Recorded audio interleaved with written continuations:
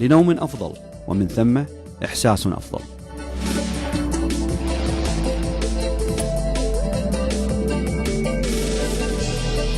مئات الملايين يعانون من الشخير في جميع أنحاء العالم، ونسبة كبيرة منهم تعاني من الاختناق التنفسي أثناء النوم.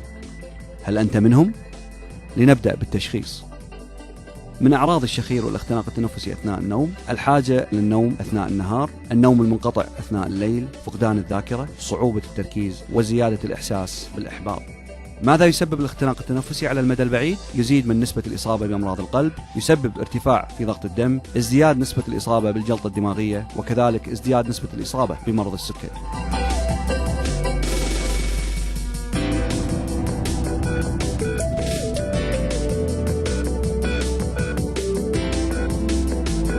سقف الحلق واللهات هي إحدى العوامل المؤثرة في عملية الشخير والاختناق التنفسي أثناء النوم. ارتطام الهواء بسقف الحلق أثناء التنفس هي إحدى أسباب الصوت المزعج أثناء النوم.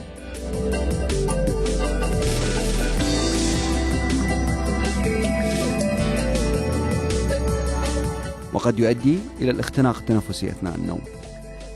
هنا نرى عدم القدرة على مرور الأكسجين إلى الرئتين عن طريق الأنف.